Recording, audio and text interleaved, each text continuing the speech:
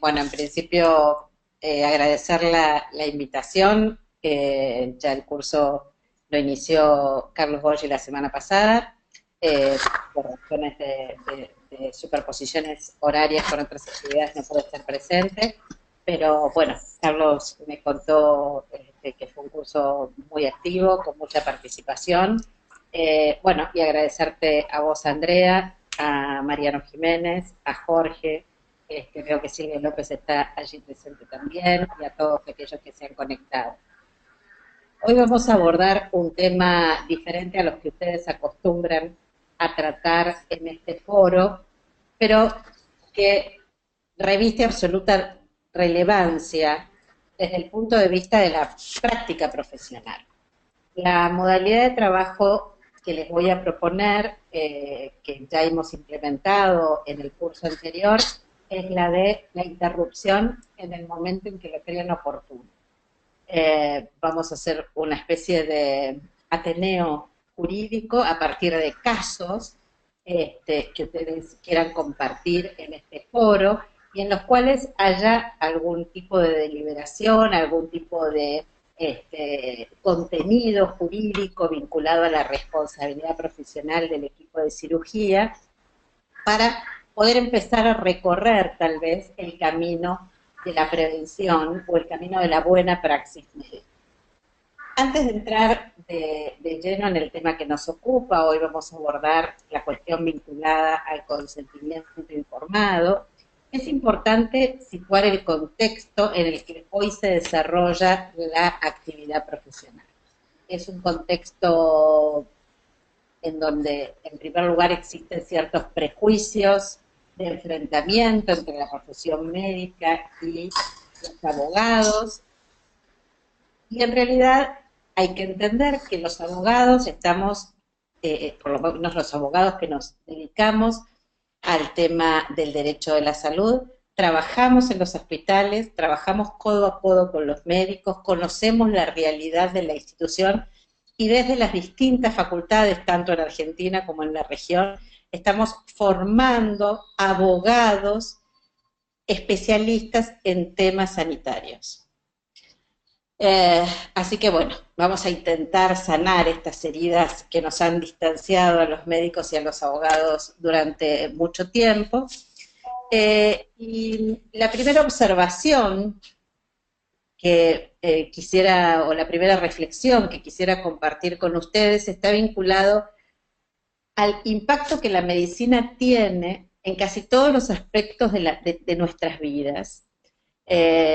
Esto que se ha dado en llamar la medicalización de la vida, existe una redefinición del concepto de salud, del proceso de salud-enfermedad, asociado a esta especie de culto de la medicalización, donde todo lo que la medicina pone a nuestra disposición hace posible o casi posible la vida eterna.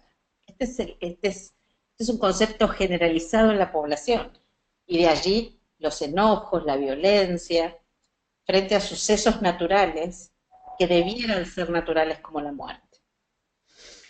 Este es un problema que hay que empezar a resolver, que se ha instalado, que está instalado desde el discurso médico, ¿no? Desde el discurso médico, y ahora lo estoy observando en el discurso político, ¿no? Este país está enfermo. ¿Cuál es la receta económica para sacar adelante este país? ¿Cuál es el tratamiento que le vamos a dar a los problemas políticos y sociales? Entonces, esta receta, esta prescripción del profesional se ha trasladado a todos los hechos de la vida. Y si sumamos a este discurso todas aquellas cuestiones vinculadas a los adelantos científicos, a los adelantos tecnológicos, los medicamentos biológicos, los avances, los medicamentos a la carta, parece ser que nos alejan cada vez más de la posibilidad de, eh, de, de llegar al final de la vida, porque la muerte aparece asociada con un concepto que es casi la contracara de la vida y no como una etapa final que todos nosotros vamos a transitar. Tienen que dictarse leyes casi paradojales.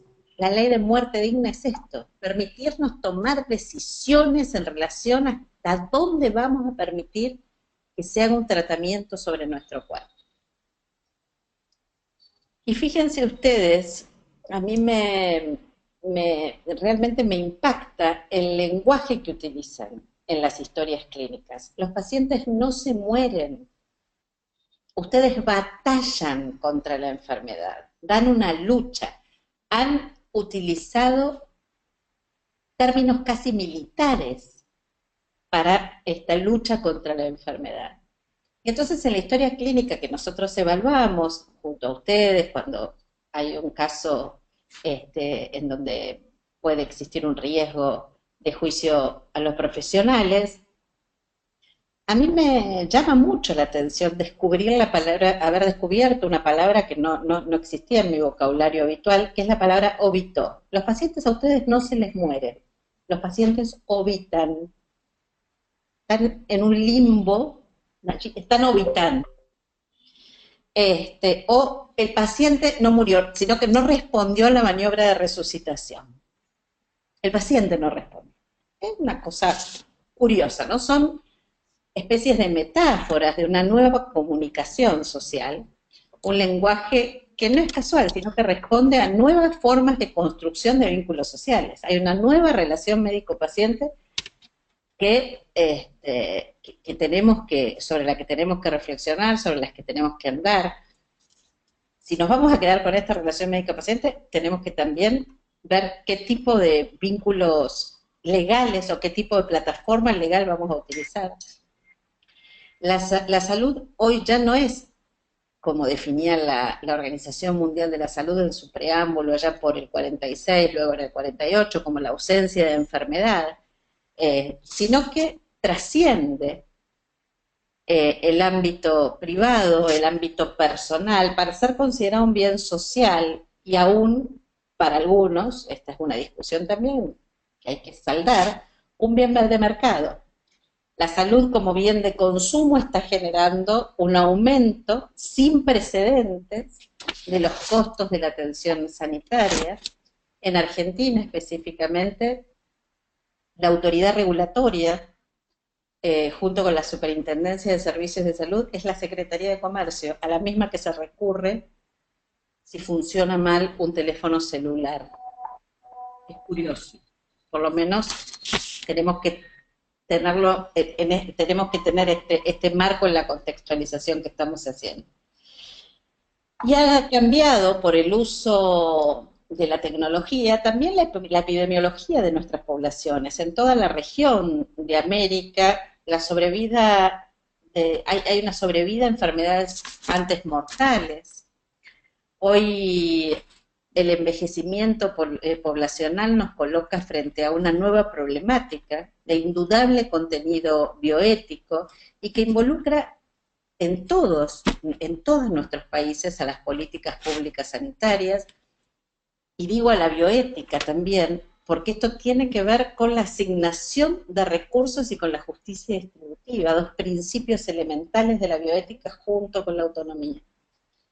Y cada vez vemos agudizarse más los problemas derivados del viejo paradigma de recursos ilimitados y necesidades ilimitadas, con distintos fundamentos de distinta naturaleza, sea igualitarista, sea utilitarista, y todo ello nos debe provocar a nosotros, por lo menos a aquellos que estamos vinculados. Yo olvidé en mi presentación decir que soy abogada hospitalaria, yo me dedico a asesorar a los médicos en los hospitales. Entonces digo, nosotros, porque los abogados formamos parte en este sentido del equipo de salud, nos obliga a un repensar, ¿no? Sobre el uso desmedido a veces desmedido, de la biotecnología disponible, y también las desmedidas promesas de resultados muchas veces inciertos. Pero tal vez aquello que ha cambiado más profundamente es la perspectiva del sistema de salud, en ordenar la responsabilidad profesional. Esta evolución que antes referenciábamos, vinculada a la relación médico-paciente, ¿no? De aquel modelo beneficente, donde el médico decidía qué cirugía era la mejor, porque él conocía del arte y decidía para su paciente de acuerdo a un conjunto de valores, a un conjunto de principios, de creencias personales para él, no para el paciente. Pasamos de este modelo a un modelo que pretende centrar al hombre como sujeto moral capaz de la toma de decisiones.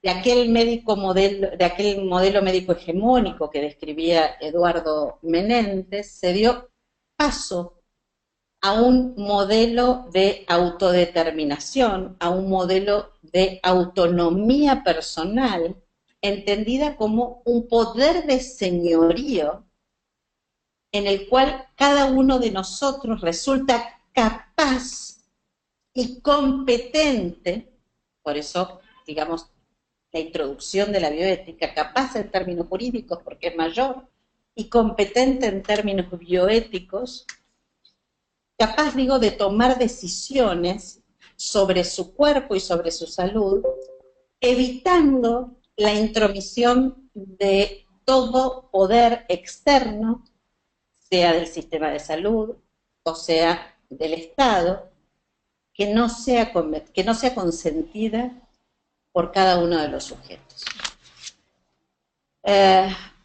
Y resalté fuertemente la palabra pretende. Y esto no es menor, porque la pretensión del paso de un modelo a otro, basado en pura y simplemente las legislaciones que se vienen dictando en nuestros países, ha tenido como consecuencia que en realidad el sujeto no se apropió de esos derechos. Y esos derechos quedaron en manos de un sistema de salud que ahora decide por el médico y por el paciente qué dar, cómo dar, dónde dar y cuánto dar. Por eso, tal vez el primer concepto y el concepto más importante en materia de consentimiento informado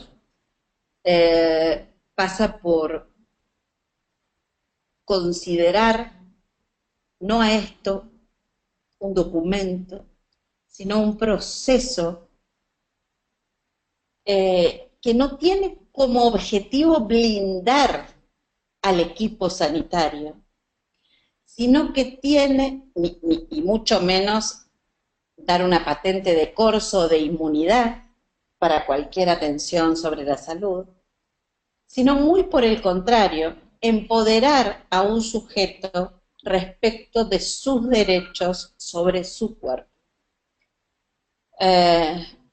No existen recetas magistrales para evitar un juicio. Se trata de incorporar nuevas herramientas a la práctica profesional que hacen a la correcta praxis médica, y con ello los invito a iniciar esto que damos en llamar el camino de la prevención.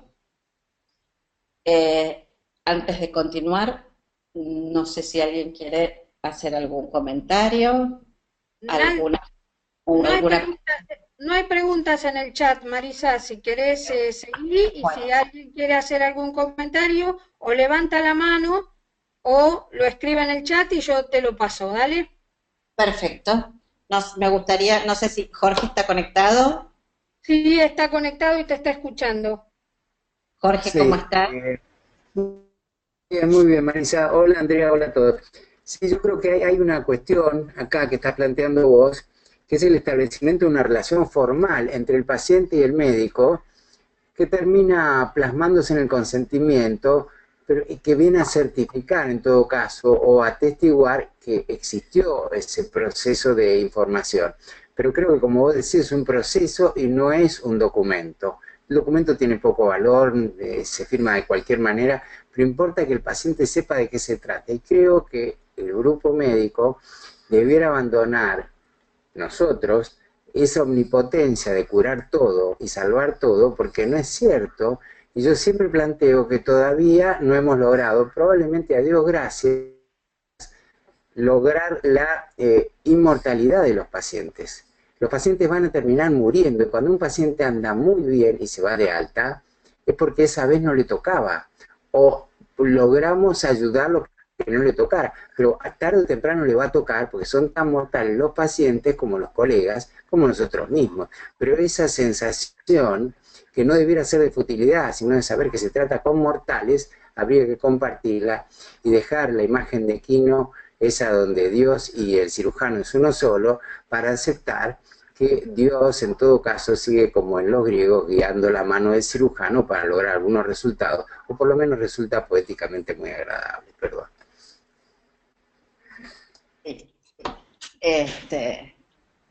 Cuánto nos molesta, ¿no?, escuchar Dios así lo quiso, cuando en realidad la tarea forma parte del equipo de salud, con perdón de los que creen en que Dios hace todo y los cirujanos hacen muy poco en esto. Pero bueno, es cierto que no siempre ha sido obligación del médico informar sobre aquello que era necesario hacer sobre el cuerpo de una persona para obtener su asentimiento, su adherencia o su mera colaboración. El médico fue durante mucho tiempo el que decidió la cantidad y la calidad de información suministrada, y el paciente admitía esto sin ningún tipo de exclusión.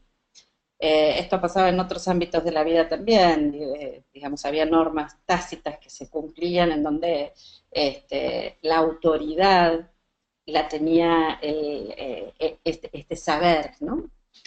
Y el médico no se sentía obligado a brindar esta información, tampoco hablaba sobre los alcances de la enfermedad ni del tratamiento, tampoco tenía que dar cuenta alguna, ni ante el paciente, ni ante su familia, ni ante la justicia siquiera, de cuál iba a ser el resultado de su actuación. Como si lo que estuviera en juego fuera su propio cuerpo.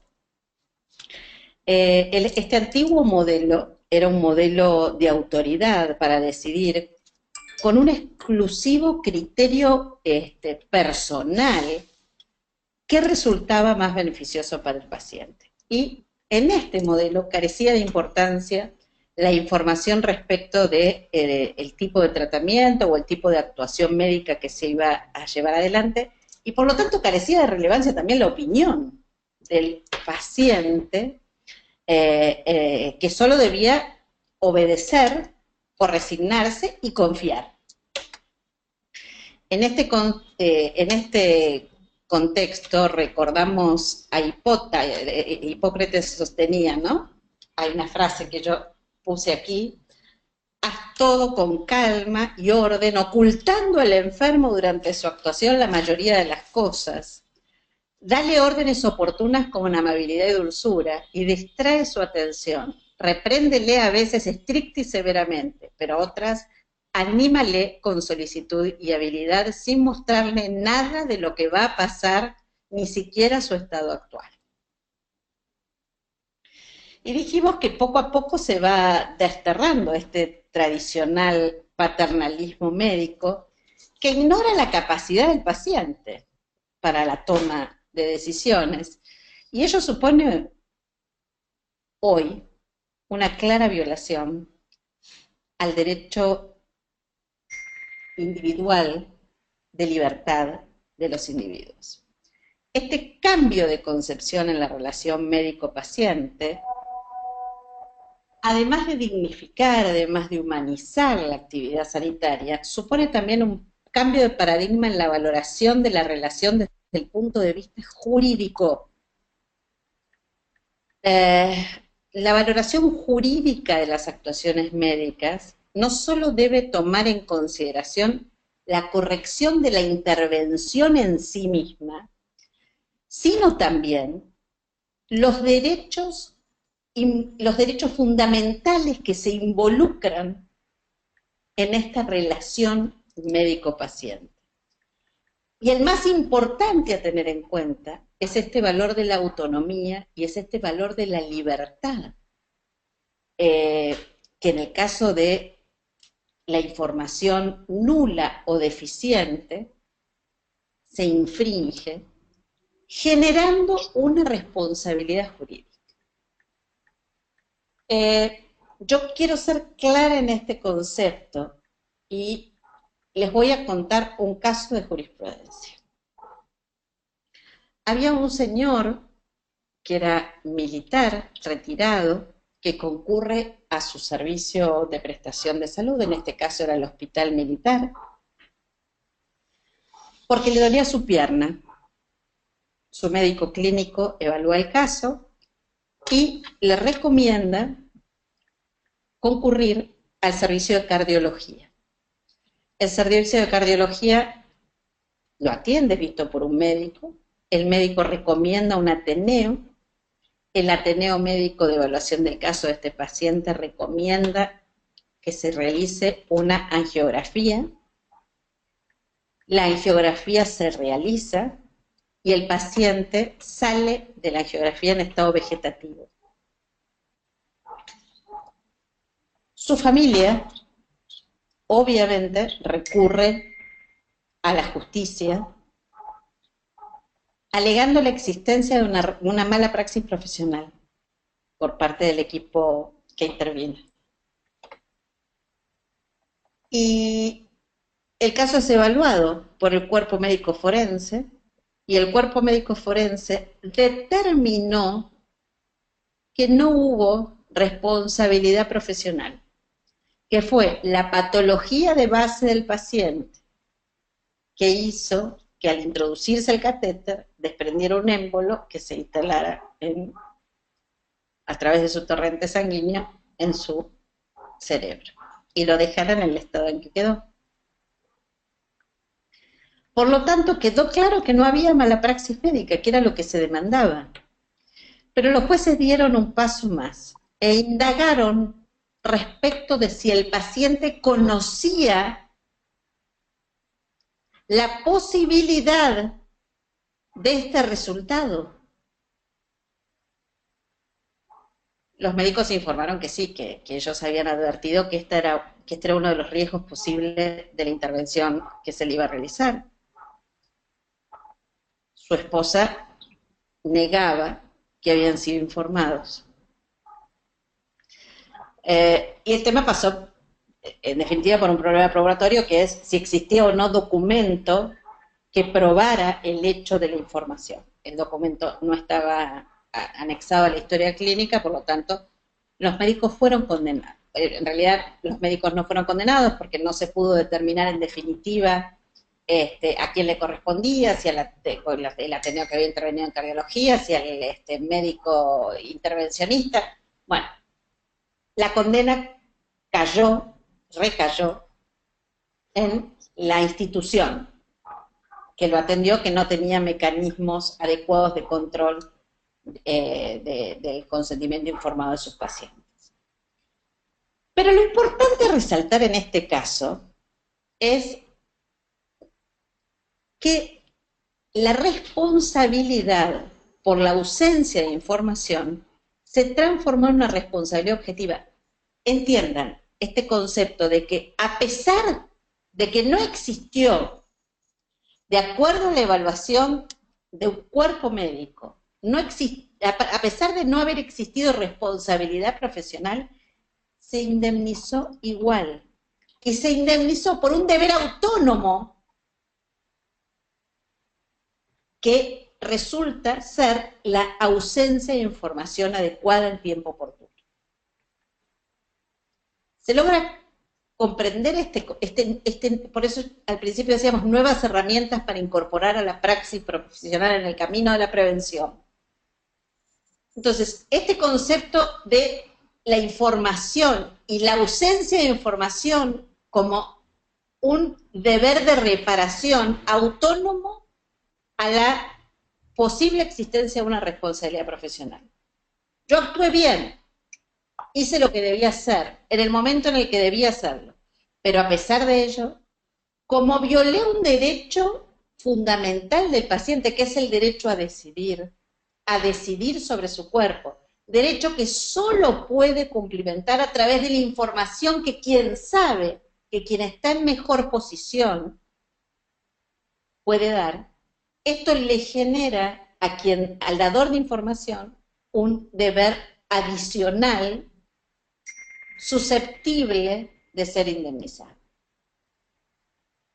Yo no sé si sobre esto alguien quiere hacer algún comentario. Ahí tenés una pregunta en el chat del doctor Jorge Jiménez. Hola Jorge, la semana pasada Jorge también estuvo conectado y pregunta si en este caso que mencionás debió haber un consentimiento informado con los riesgos firmado por el paciente y por el familiar. Hola Jorge, un placer que estés aquí con nosotros. Y en este caso, bueno, digamos, claramente nosotros vemos la existencia del proceso y la consecuencia del proceso a través de un sistema probatorio. Durante el proceso pudo haber existido una información, pero yo no tengo duda, no existen prácticamente casos en donde los profesionales de la salud, en cualquier especialidad, informen a su paciente. Que el paciente concurre voluntariamente a operarse, no hay duda. Para eso ayuna, concurre con las indicaciones dadas, el paciente recibió la información. El segundo problema es cómo probamos la existencia de esa información. Y bueno, sí, la única manera de probarla hoy es a través de un documento que refleje la información que se prestó. Vos adicionás una pregunta respecto del consentimiento informado con los riesgos. Sí, con los riesgos. Después vamos a tratar a lo largo de nuestra charla respecto de hasta dónde llega el deber de información. Hay que informar los riesgos que uno considera que van a ocurrir en ese paciente. No es lo mismo el riesgo en una intervención de un paciente diabético e hipertenso que en un paciente que no lo es. Entonces, los riesgos susceptibles de ser, de que sucedan en ese paciente en particular. Y esto como imperativo, primero ético y segundo legal. Y luego cómo informar. Tema que pasaremos a ver en un rato, la extensión del deber de informar. Y la tercera cuestión es cómo documentar a través de un consentimiento informado. Un consentimiento informado adaptado a ese paciente. Tu pregunta agrega si tiene que ser firmado por el paciente y el familiar. De ninguna manera tiene que ser firmado por el familiar, porque la única persona capaz de tomar decisiones sobre su cuerpo es la persona mayor y capaz y competente. Si el paciente quiere o si la familia desea estar presente y el paciente así lo consiente respecto de la toma de decisión, si él está más contenido, si esto resulta más adecuado, la familia puede estar presente. Pero la familia no suple la voluntad del paciente. Quien tiene que dar el consentimiento es el paciente. Si toda la familia quiere firmar al lado, que firme. Pero lo que no puede faltar en un consentimiento es la firma del paciente. Y reitero esto es un imperativo ético y después resulta ser un imperativo legal. Por último, aparecen las leyes, pero siempre existió la obligación de informar. Luego de este caso que yo les comentara, también fíjense ustedes de qué época estamos hablando, ¿no? En el año 1914, en un tribunal de Nueva York dictó una sentencia que nosotros consideramos en términos de consentimiento informado emblemática, que fue el caso Schlödendorf versus la Sociedad de Nueva York, el Hospital de la Sociedad de Nueva York, donde había una mujer, la señora Schlödendorf, que concurrió por un dolor abdominal, y ella manifestó su consentimiento cuando los médicos le dijeron que había que hacerle una exploración abdominal en 1910 pasó esto, 1914 es la sentencia, los métodos diagnósticos no eran los que disponemos hoy, así que se le iba a hacer una cirugía exploratoria, y la señora Schlödendorf le dijo a los médicos y reforzó ante el equipo de enfermería que la estaba atendiendo que ella no quería que se le extrajera nada de su cuerpo. Había manifestado así su voluntad, y en esta cirugía exploradora se encuentra un fibroma que le es extirpado. Una sentencia en la que intervino el juez Benjamin Cardoso, que consideró en ese momento que todo ser humano de edad adulta y juicio sano tiene el derecho a determinar lo que se debe hacer sobre su propio cuerpo, por lo que un cirujano que lleva a cabo una intervención sin el consentimiento de su paciente comete una agresión por la que pueden reclamar legalmente los daños. Aquí empieza la construcción de la doctrina que hoy conocemos como consentimiento informado. A partir de este caso, reitero, del año 1914, que fue el caso, el leading case en materia de consentimiento. También la jurisprudencia norteamericana fue la primera en emplear esta expresión del consentimiento.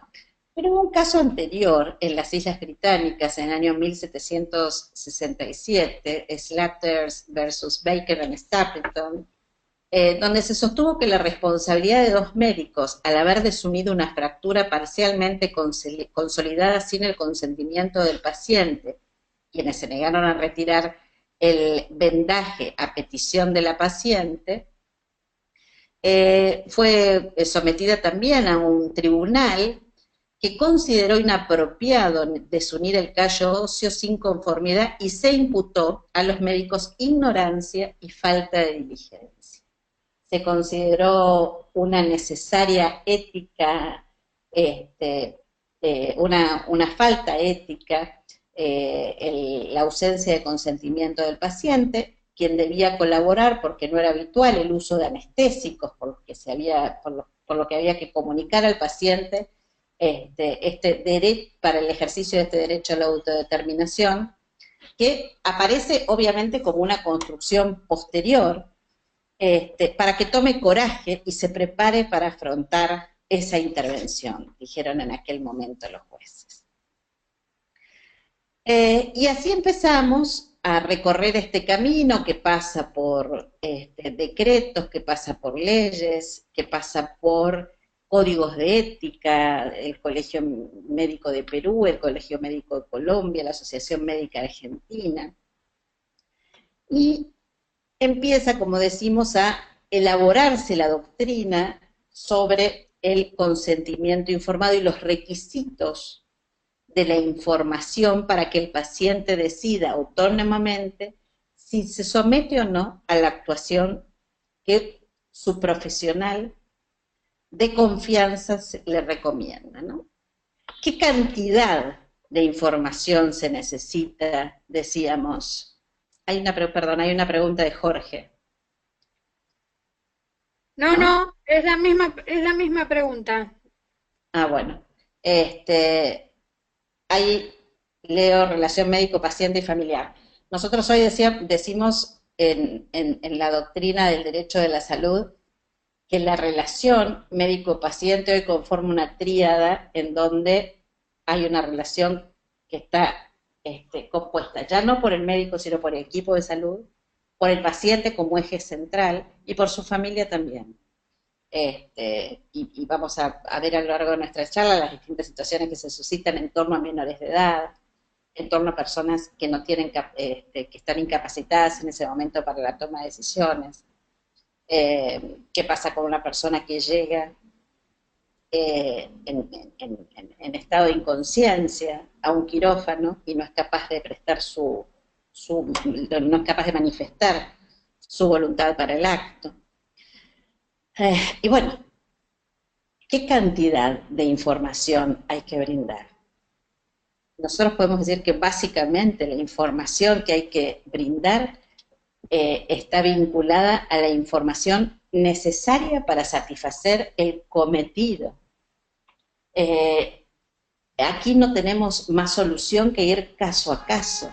No todas las personas, de un lado y del otro, tienen las mismas capacidades comunicacionales y las mismas capacidades de entendimiento. Cuando redactaba hace un tiempo los consentimientos informados para el Colegio Médico de Odontología, recuerdo había una discusión respecto de la palabra amalgama, porque no era técnica, era la palabra que utilizaban los pacientes. Entonces se hace muy difícil muchas veces poner un lenguaje común que pueda ser entendido, y por eso digo, estas dificultades comunicacionales me recuerdan, tuve oportunidad de presenciar una charla en donde uno de los médicos le decía a la señora que le suministre una cucharada de té del medicamento a su hijo cada 8 horas, y la señora le preguntaba insistentemente qué iba a hacer con el té.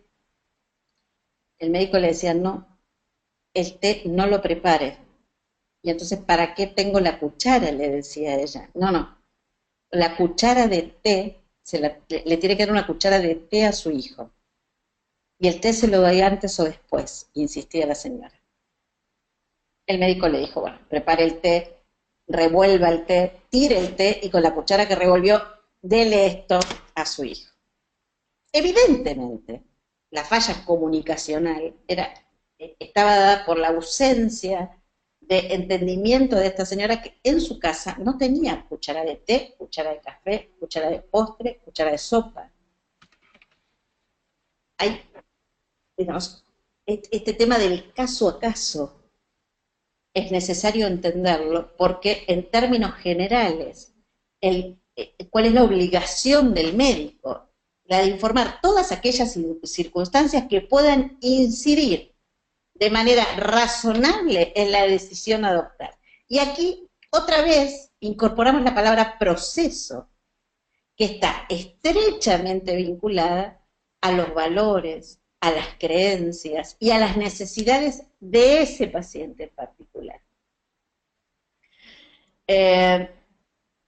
El diagnóstico, el pronóstico, las alternativas terapéuticas, los riesgos, las contraindicaciones, los beneficios. Todo esto tiene que ver con el cuánto informar y el cómo informar. Porque los profesionales de la salud, y en especial los cirujanos, tienen la obligación de informar en cuanto sea posible al paciente, y en el caso en el que el paciente no lo pueda hacer, por eso hablamos del vínculo del paciente y su familia, sobre todo cuando se trata de chicos, de menores de edad, debe informar de manera completa, detallada y continuada respecto del diagnóstico de la enfermedad, el pronóstico del tratamiento, qué puede esperarse normalmente del transcurrir de esta enfermedad con y sin la intervención del profesional. ¿Cuáles son los riesgos, especialmente el riesgo quirúrgico, que pueden derivarse en este caso? ¿Y cuáles son los medios que se disponen, que resultan suficientes? Si es posible realizar el tratamiento en otro centro, si es posible realizar el tratamiento mediante otras técnicas. En términos claros, en términos comprensibles, y la información tiene que estar dada de manera completa, de manera oportuna, de manera continuada. ¿Sobre qué cosas debo informar? Básicamente debo informar sobre la enfermedad y sobre el estado de salud del paciente, el diagnóstico, el pronóstico, las alternativas del tratamiento y aún las alternativas del no tratamiento.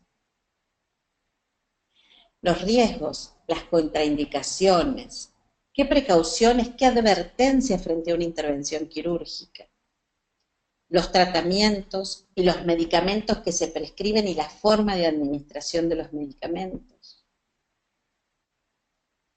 Y aquí otra vez, después, si quieren, vamos a discutir sobre estos temas, la posibilidad de que el paciente consiga la medicación, la posibilidad de adherencia del tratamiento. ¿Qué pasa si el paciente dice, bueno, yo me quiero operar, pero no quiero tomar la medicación?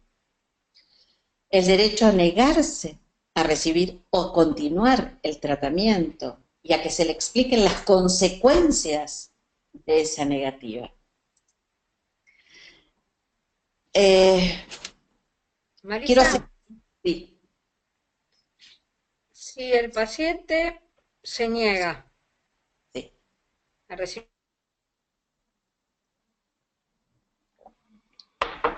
Yo no te escucho, Andrea. Y está absolutamente lúcido. Andrea, no te escuché, perdón. Si el paciente se niega a recibir un tratamiento o lo que le proponemos nosotros, y la familia dice otra cosa, la decisión, si el paciente es lúcido, ¿es siempre el paciente? Sí, absolutamente sí. A ver, te lo digo porque esto nos pasa, de hecho nos pasó a nosotros hace un par de semanas, de un paciente que nos dijo, yo no quiero que hablen con mi familia hablo yo, y tuvimos después un problema que nos llamaron de la dirección del sanatorio, porque la familia se fue a quejar porque el médico no fue a hablar, y entonces se genera un círculo porque cuando nosotros le dijimos, nosotros hablamos con el paciente y el paciente en su pleno estado de lucidez, una mujer joven, tomó una determinación y no vamos a pasar por arriba de ello, nos trajo una discusión con la dirección del sanatorio. Y a veces uno en esa vorágine tiene algunos problemas y obra mal, a lo mejor para, no sé, como decimos nosotros, para cubrirnos, y vamos y hablamos igual con la familia, y eso me parece que no está bien, me parece que si el paciente, pero no lo sé exactamente, no sé si legalmente es así o no. Sí, legalmente es así. Legalmente el único sujeto capaz de la toma de decisión sobre el cuerpo es el paciente. Digamos, la familia no tiene posibilidad de intervención. Ahora, si yo soy la abogada de esa institución, y en el estado actual de la situación, y con el estado actual de conflictividad, porque nosotros establecimos algún contexto inicial que tiene que ver con la medicalización, dejamos de lado un tema sobre el que no quería meterme, pero vos me hacés meter, que es el tema de la judicialización. Yo no puedo olvidar cuál es el estado actual, digamos, mi única actividad profesional abogadil es el derecho de la salud. No me alcanza muchas veces un día completo para leer la cantidad de normas que se dictan y la cantidad de fallos sobre el tema de responsabilidad profesional. Entonces, en salvaguarda de mis médicos, que son a quienes yo destino mi actividad profesional, y en el estado actual de cosas, yo debo contestarte que el imperativo ético y legal es informar al paciente y la toma de decisiones es el paciente, pero también debo advertirte y debo aconsejarte que en este caso, en el caso del desacuerdo entre la familia y el médico, empecemos a buscar qué herramientas tenemos en la institución. Hay un comité de bioética que pueda tomar el caso y avalar la decisión del médico. Si el desacuerdo de la familia, te doy otro ejemplo. ¿Qué pasa si ese paciente está inconsciente y no puede tomar la decisión? Y un hijo me dice que lo opere y un hijo me dice que no lo opere. Estas son situaciones de todos los días. Entonces, por eso digo, no quería entrar en la consideración de este segundo gran tema, que es la judicialización sanitaria, pero hoy no me queda otro remedio más que tal vez efectuar una consulta judicial, estableciendo a través de mecanismos que nosotros conocemos, que son las acciones de protección de personas, respecto de poner en marcha un mecanismo judicial que no es vital, que no resulta idóneo, pero que no, en el marco actual, repito, del estado de cosas, no tengo otro remedio más que proteger a mis médicos judicializando la situación. En el caso que vos planteás, Andrea, hay otro caso que también plantea Silvia y que plantea Jorge. En el caso que vos planteás, hay que tratar de convencer al paciente de que esta decisión, que invite a sus familiares a discutir este tema frente a los médicos, que él exponga esta situación de negativa de tratamiento y, en todo caso, recurrir al servicio de salud mental para que nos preste apoyo, que ayude a la familia a tomar decisiones consensuadas, y aparte apoyo en el sentido de la capacidad de entendimiento de este paciente, que este paciente no diga que no se va a someter a un tratamiento porque está depresivo. Digamos, hoy tenemos que tomar todos estos resguardos. Si nosotros vemos la existencia de un posible conflicto, si no advertimos esta situación, la decisión sin duda unánime, completa, es del paciente. Marisa, hay más preguntas. Silvia López, hola Silvia, ¿cómo estás? Nos pregunta qué valor tiene la voluntad anticipada en un paciente con varios intentos de suicidio que no tiene una condición terminal. El paciente manifestó su voluntad de no ser reanimado y en el intento posterior, luego de la reanimación, sobrevivió con un cuadro neurológico severo. ¿Qué tema, Terrible. Hola Silvia, ¿cómo estás? Y bueno, el valor de la directiva médica anticipada hoy no se discute. En Argentina está legislado a través del artículo 60 del actual Código Civil y Comercial vigente. Nosotros tuvimos, antes de la recepción de este Código Civil, una ley de derechos del paciente, la ley 25692, que establecía la posibilidad de todo paciente de tomar decisiones sobre su cuerpo. Posteriormente esta ley fue modificada cuando se incorpora la llamada ley la mal llamada ley de muerte digna. Se incorpora una modificación respecto de la toma de decisiones en la terminalidad, ¿no? En esta situación que vos planteás específicamente, pero en realidad cualquiera de nosotros puede tomar decisiones en cualquier momento, y en cualquier momento pueden ser dejadas sin efecto. Es un consentimiento informado por anticipado, es simplemente un consentimiento dado para cuando el hecho pudiera ocurrir. El valor legal de la voluntad anticipada no tiene ningún tipo de discusión desde el plano jurídico. Existen registros en todos los colegios escribanos de Argentina que toman cuenta de las decisiones anticipadas de cualquier persona. Y estas decisiones tienen carácter obligatorio en todo centro asistencial. Una típica directiva anticipada es la directiva que emana de un testigo de Jehová. El testigo de Jehová anticipadamente está diciendo: yo no quiero recibir sangre. Y cuando el testigo de Jehová llega a un centro de salud y requiere una transfusión si tiene un documento que anticipadamente negara su consentimiento para la transfusión, no debe suministrarse sangre. En Argentina existen casos que han llegado a la Corte Suprema de Justicia respecto del tema de las transfusiones de sangre,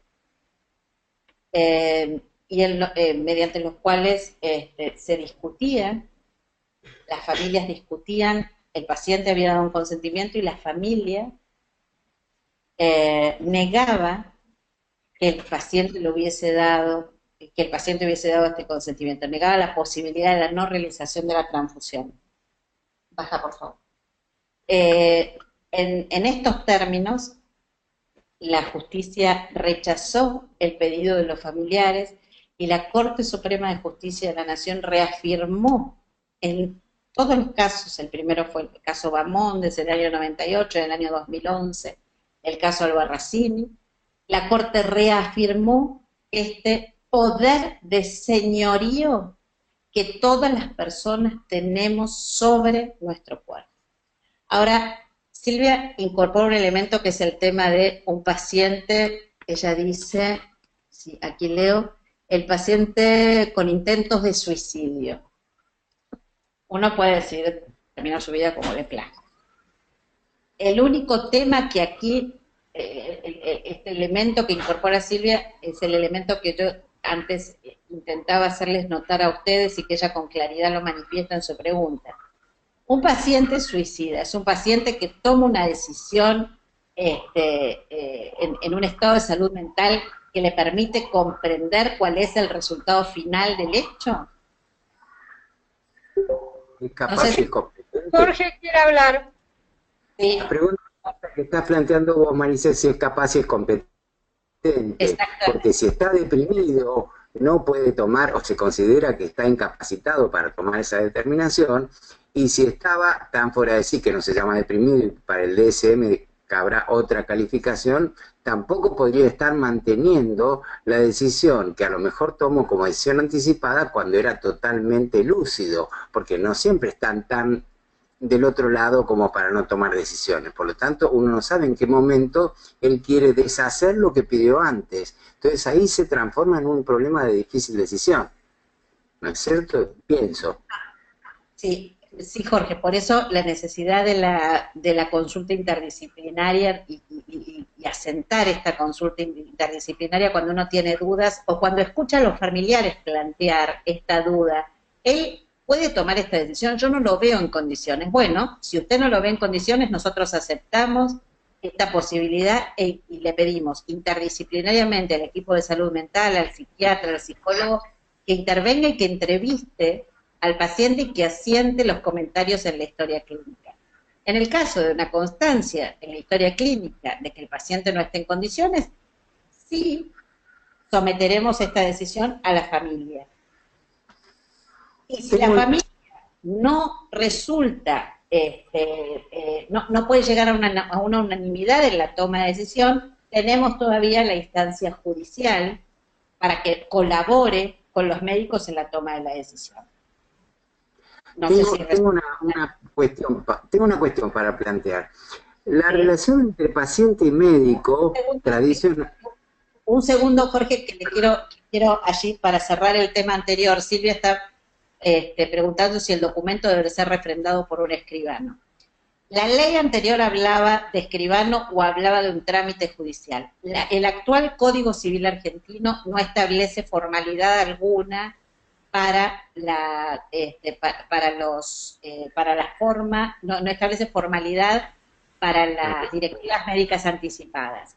Motivo por el cual esto sí habrá que ver jurisdicción por jurisdicción cómo se va regulando para ver qué provincias establecen el requisito de la refrenda escribano o de la justicia, o volver al mecanismo tradicional, que es el que todos conocíamos y todos hacíamos, con un sello que decía, o una insignia en la historia clínica electrónico que decía DMA en la tapa.